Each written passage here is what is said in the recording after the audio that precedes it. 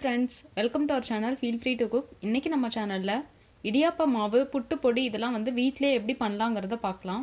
இந்த கப்பில் 4 கப் அரிசி, பச்சரிசி எடுத்து 1 மணி நேரம் கிட்ட தண்ணியில் ஊற வச்சுருக்கேன். இப்போ இந்த தண்ணியை நல்லா ட்ரெயின் பண்ணி எடுத்துகிட்டு இந்த அரிசி ஒரு கிளாத்தில் இல்லைனா டிஷ்யூ பேப்பரில் காய வச்சு எடுத்துக்கலாம். இப்போ பாருங்கள், அரிசியில் இந்த தண்ணியை நல்லா சுத்தமாக வடிகட்டி எடுத்தாச்சு. இந்த மாதிரி ஒரு கிளாத் போட்டுட்டு இந்த கிளாத்தில் நல்லா இந்த அரிசியை காய வச்சு வச்சிடலாம். நல்லா அரிசி இப்படி ஸ்ப்ரெட் பண்ணி விட்டுருங்க. அப்போ தான் சீக்கிரமாக காயும். நிழல்லே காய வைக்கலாம். இது வெயிலில் தான் காய வைக்கணும்னு அவசியம் இல்லை. இப்போ பாருங்கள், இந்த மாதிரி நல்லா காய வச்சுக்கணும். இந்த அரிசியோட ஈரப்பதம் எல்லாமே நம்ம அடியில் போட்டிருக்க துணியில் அப்சர்வ் ஆகிற அளவுக்கு இது காயணும். இப்போ பாருங்கள், ஓரளவுக்கு அரிசி நல்லா காஞ்சிருச்சு. இந்த அரிசி கொஞ்சம் ஈரப்பதத்தோடு தான் இருக்கணும். ஜஸ்ட் இப்படி கையை வச்சு தொட்டு பார்த்தீங்கன்னா இப்படி கையிலே ஒட்டணும். இதுதான் கரெக்டான பதம்.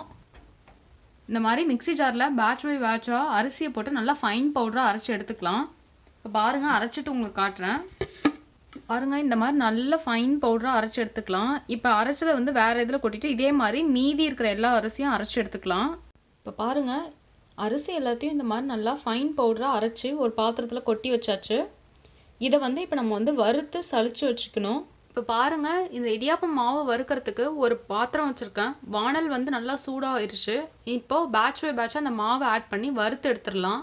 இப்போ பாருங்கள், கொஞ்சம் மாவு மட்டும் போட்டிருக்கேன். இதை நல்லா இந்த ஈரப்பதம் போகிற அளவுக்கு இந்த சூடு இந்த மாவில் ஏறுற அளவுக்கு நம்ம வறுத்துக்கணும்.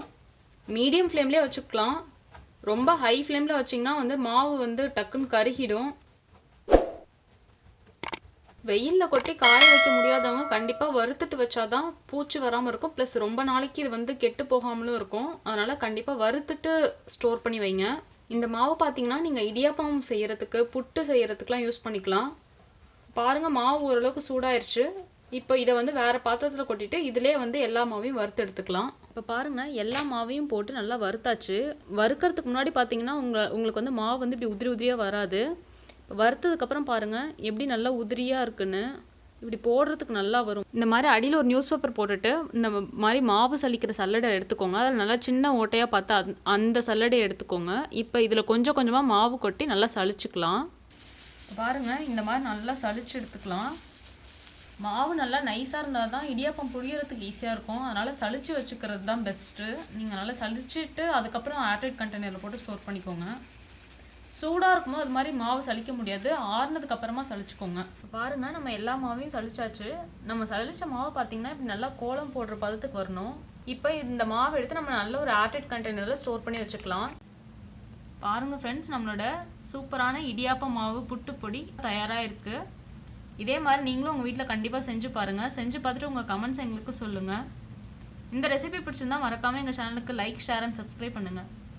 தேங்க்யூ.